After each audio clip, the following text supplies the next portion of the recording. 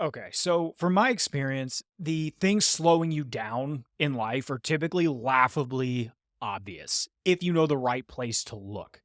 So most people typically will encounter some sort of like barrier to the flow state that they're trying to find in their life. And once that barrier happens, we typically just chalk it up as, it's just the way things are.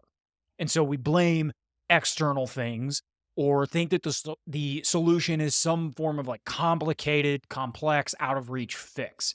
But it's not. Your operational kryptonite is glaringly obvious. You've just trained yourself to ignore it for a very long time. And so, from what my experience has been, I'm going to go through kind of what I did to find them, fix them, and then stack the wins so fast that I all of a sudden kind of wondered why the hell I didn't even look at things like this sooner. And so, first thing that we have to understand in this whole process is why these barriers to flow or why these, distractions happen and why they're hard to see. And the biggest reason is just because we normalize pain. We normalize being insanely inefficient. And this is because as humans, we're masters of adapting. And so we get used to these frustrations and we get used to these sticking points and being stuck.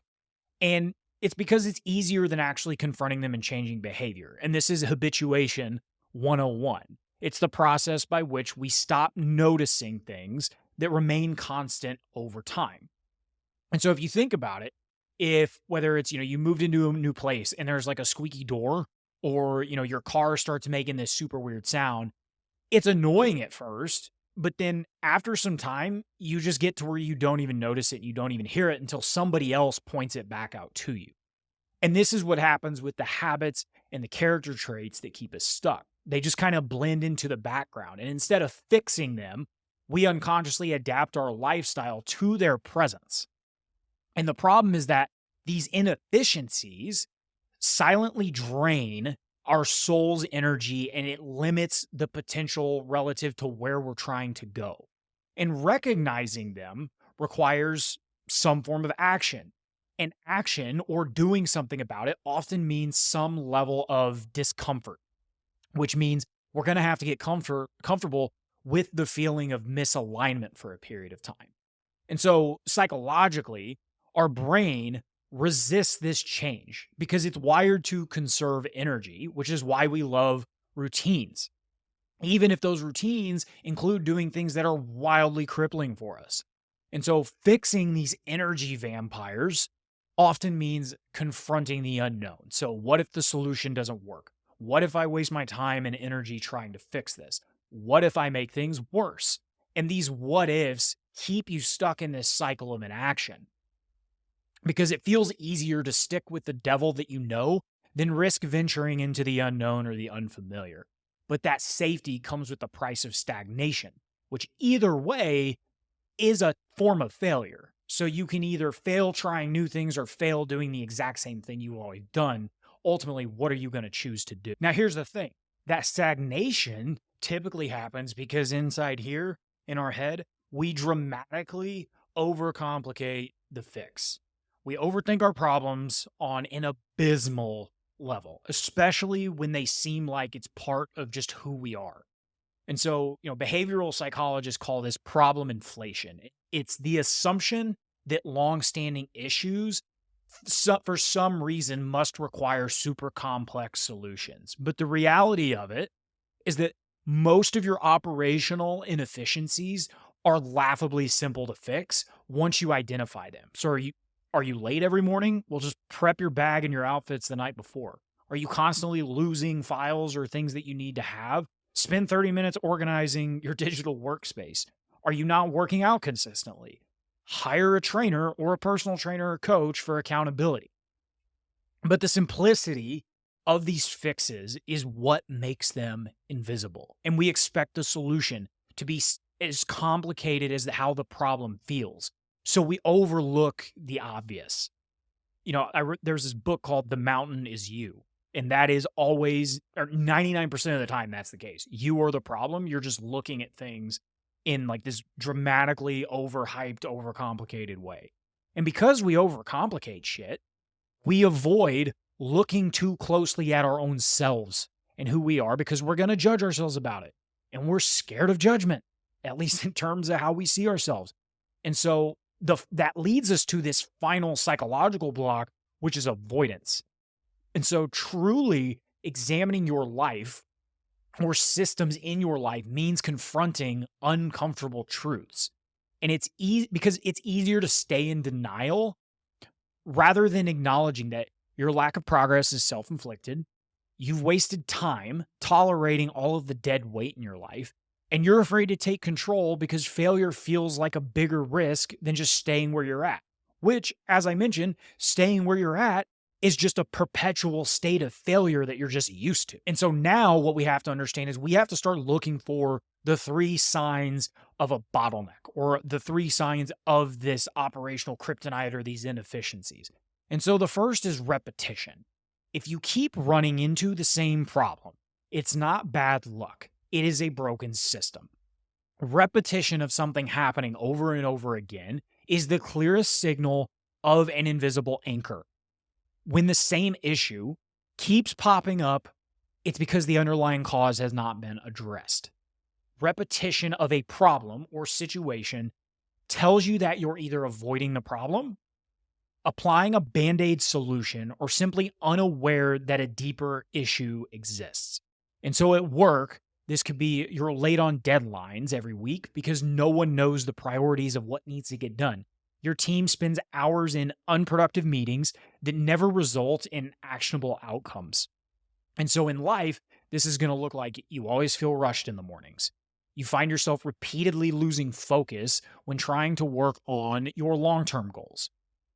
And so this happens because repetition, because we're used to it, it feels tolerable. And we rationalize it in ways like, oh, that's just how Mondays are. Or this is just how things are at work and the meetings that we have. Or sometimes I'll just be more productive next time. But next time turns into every time like the time before. So by you tolerating these repetitive issues, you're signaling to the universe and yourself that you're okay with complacency. You're accepting unnecessary friction instead of solving the root cause of the problem. And so what you can do about it is you can start to identify these recurring pain points and just ask what small change or what small pivot would I need to make in order to eliminate this pattern. And so you focus on removing the unnecessary steps in these processes or adding some form of clarity to the routines. And usually things need to be removed before other things need to be added. And so usually it's just a case of subtraction rather than addition. And so the second signal that you're running into some sort of inefficiency or something else is keeping you stuck is just frustration. So when a task makes you feel stuck, it's not necessarily your fault, but it's a process that's broken. Something is not clicking externally for your mind to click internally. And so frustration's not random. It's your brain's way of signaling that something isn't working the way that it should. But instead of addressing the source of the frustration, most people, they try to push through it or grit their teeth or just accept the fact that or believe that that is the only way they can do something. And so that frustration continues to build and the bottleneck is just going to solidify. And so at work, you spend 20 minutes every day searching for the same documents because your files are a mess. You dread answering emails because your inbox is always flooded with a bunch of low priority requests because you don't know how to separate what's important versus what's not. Not everything deserves a response. And so in life, this looks like avoiding scheduling a doctor's appointment or scheduling to get your tires changed or your oil changed because it feels overwhelming and it just feels like a task that is going to take way longer than what it's actually going to. And you know this if you've ever done it. You know that changing your oil doesn't take that long to get done, or changing a tire just takes an hour or two and then you're done. You don't have to worry about it again forever. But you keep putting off these big things because you don't know where to start, or your ability to initiate a task sucks. And so you also put off hard conversations that you need to maybe have with a friend. And this sense of frustration, it often stems from inefficiencies or a lack of clarity to the goals that you have. And so if something feels harder than it should, chances are the process is you're overcomplicating the whole thing. And you're missing the key tools or support, or you could just be in the wrong lane and fighting against what you're naturally good at. You could be doing something that doesn't fit into your nature and you just need to pivot and do something else. But that's a completely different story for another time. And so when you find yourself battling with this frustration, you just need to ask yourself, why does this feel so hard? And what's one step that I can take to make this easier for myself? So simplify the process or delegate some of the tasks in that process if it's not even worth your energy. And so there's a bunch of different ways you can go about it, but AI is incredible nowadays. And there's so many things that you can take off of your own plate and just have it do. So you can focus on the things that you give a shit about and that you're actually going to be able to be good at. And the third signal that you need to be looking out for is just straight stagnation. So if you're not moving forward, there is some form of barrier in your way. You just haven't found what that is yet. And so stagnation is the most insidious of the three signs because it makes you feel like you're being stuck is just neutral. You're doing work, nothing's changing, progress slows down, and eventually you start questioning your ability to move forward at all. And so at work, this could be, you've been doing the same role for years with no clear path to promotion, or maybe you're trying to start a business, and no matter how many different ones you start, you're not making money, you're not getting it off the ground, and your projects seem to take forever because decision-making is constantly delayed. In life, your fitness goals have plateaued, even though you're working out regularly. You've been trying to build a habit, but no matter how long you try or no matter how hard you try it for, it never sticks. And so what happens here is stagnation often occurs because you're stuck on autopilot. You're doing the same things over and over while expecting a different result. That's the definition of insanity, right? And so it's also a sign that there are hidden inefficiencies or unmet needs for you, whether that's a skill issue, a resource, or a mindset. And so here, at this point, you've got to zoom out, okay? You've got to look at the big picture and you have to evaluate what's preventing progress here. What am I not addressing? And most of the time, it's a skill issue and you need to learn something new or just do more of what you're currently doing, because sometimes pure volume of something is the answer. And so focus on finding what that critical gap is or that inefficiency and experiment with small changes to tweak and break free. Because this is usually going to be the most obvious thing that you already know. And so the next step is we have to identify what those barriers are. And we have to have very specific ways of doing that. And all of the ones that I'm going to talk about, I've tried some of them. After trying them, I hated them, didn't work for me. Other ones of these things I have tried. At the end of the day, you just got to try different things, throw shit at the wall, see what sticks. But these are the things that I tried. So the first, just tracking your workflow. Okay. And so you can't fix what you don't measure. So you have to get real about where your day is going and where your time is going. I like to use a nutrition log as an example here, because what you're going to want to look for when you're tracking things is you want to look for anomalies, because anomalies can give you a signal of either what will continue to work or what is stopping you from moving forward. And so you need, in the case of like a nutrition diary, you need to write all of your food down, the calories, the macros, what you did that day, what you worked out, et cetera, because what I noticed is there were certain days whenever all my food and everything was consistent, but my weight would dramatically spike up the next day.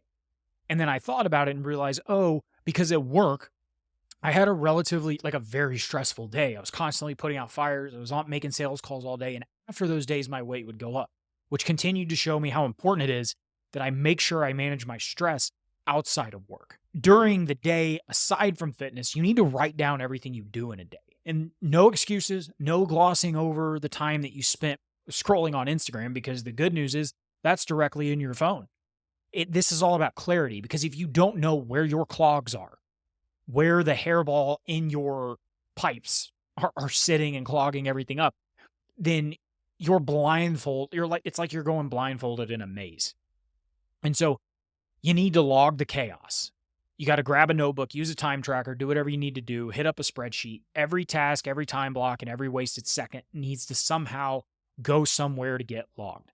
Example, I spent 20 minutes trying to find my keys because I never leave them in the same place. And what you need to start doing is just start identifying patterns. I actually did this with my emotions. When I was trying to improve my emotional intelligence and my ability to handle my emotions while I was dating, I started to keep track of these things. And I wanted to look at how was I feeling on a scale of 1 to 10 on a day-to-day basis. When things were going well, more days than not, I was sitting between an 8 and a 10 in terms of how good I felt. When things weren't going well, I was sitting between about a 4 and about a 6 in terms of feeling anxious, not feeling like I'm good enough, et cetera, et cetera.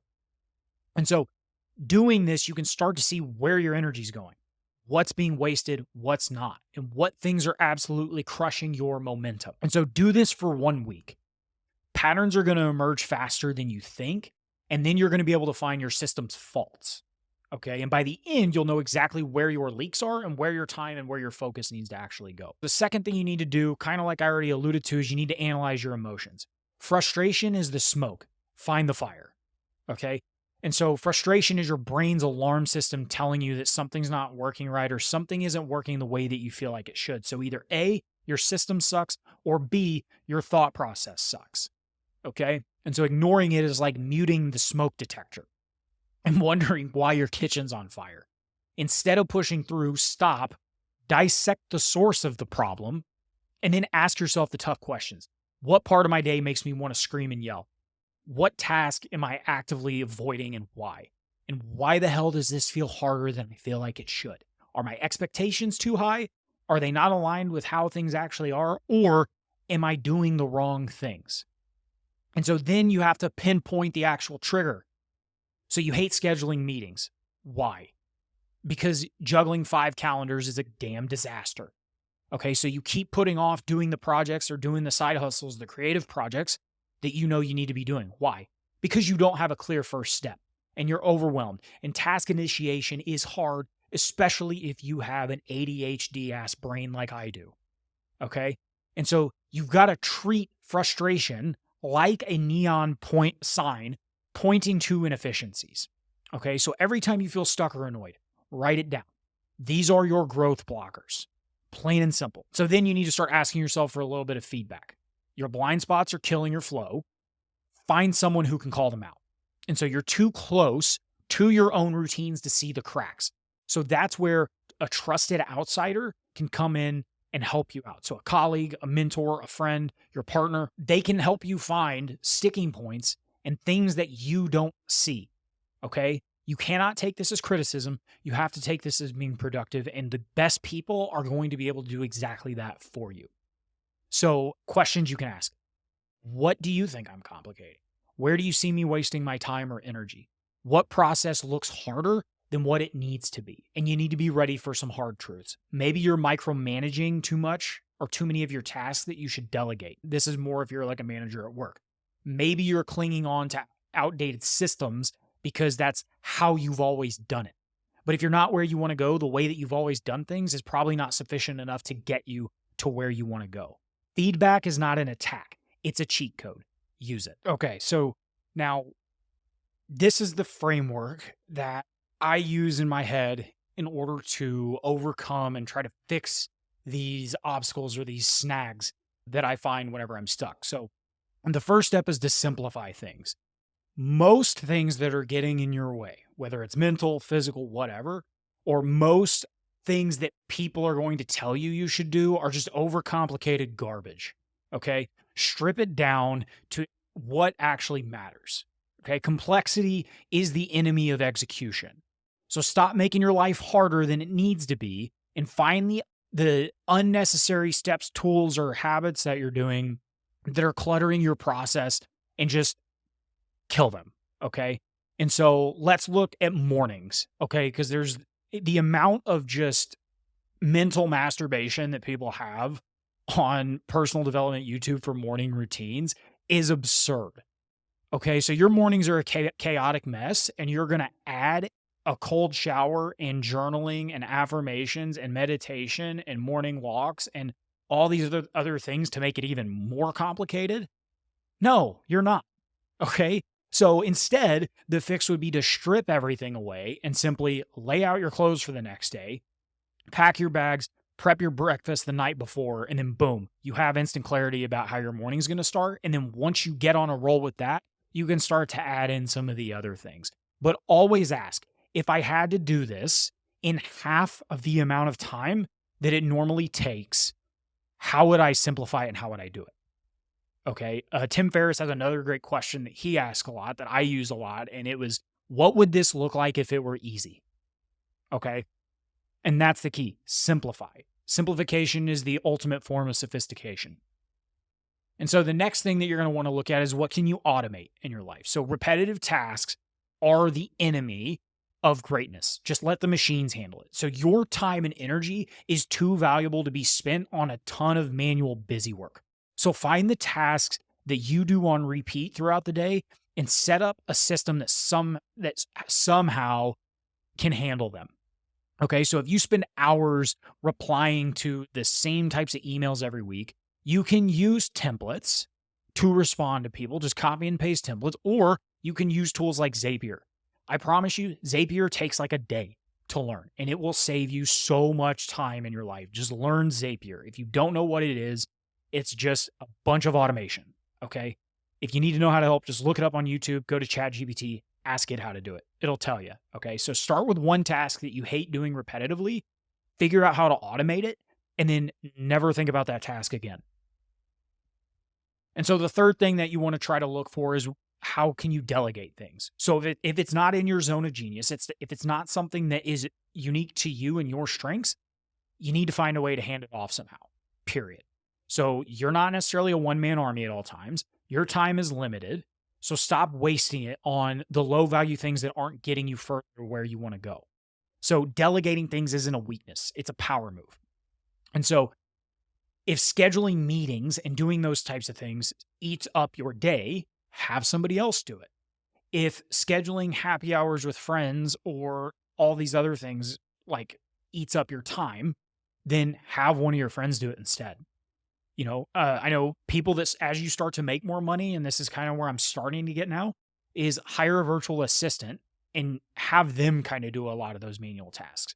Okay. Especially if like they're willing to help you out in your personal life too, you can have them do it. Our founder for the company I help run, like he has an executive assistant that also helps him out with some of his personal stuff. And so focus on your superpowers, the tasks that only you can do and the things that only you can do. And if this is fitness, and this means you're really good about going hard in the gym, you can work out, your form's good, your technique's good, but you suck when it comes to the diet part, hire a nutrition coach. If you're really good with the nutrition side of things, but you need help being pushed in the gym, hire a personal trainer to be able to push you in the gym. Okay. That is leverage. Okay. Have people that can kind of do the things that you suck at. That's ultimately the goal here. And so in fitness, let's look at like just some examples of potential breakthroughs. So in inefficiency, you're not getting results in the gym. The fix here would be to simplify your workouts. Stop doing random exercises and new workouts every time you go to the gym, and stick to a proven program step by step that is the same work, the same lifts, the same exercises on each given day every week, and just increase the weight week over week. Simple scales. The boring stuff is ultimately what works, and that consistency is going to beat chaos of doing a bunch of random shit every time, okay? In business, you're drowning in marketing tasks. You can hire a freelancer or content creation, or you can set up automation in ChatGPT to do a bunch of other things for you. You need to focus on the stuff that's actually going to grow the business or grow your department or grow your sales, whatever it is, okay? And so when it comes to personal productivity, an energy sink could be interruptions that kill your deep work sessions or kill your flow. So the fix to this is you block off your calendar, set hard boundaries with people and say, hey, from this time to this time, I'm uninterrupted. You will not be able to reach me, and make it to where that deep work is not optional. You turn your phone on do not disturb and you just grind. And that in that hour, I promise you're going to get more done than you would if you spent 4 hours trying to do it. It's your secret weapon. Okay. And so the key takeaway from all this, your barriers, the things that are stopping you, keeping you stuck, keeping you from where you want to go, they're obvious. So stop tolerating them, simplify, automate, delegate, and watch your momentum explode. One step at a time, one win at a time. Let's fucking go.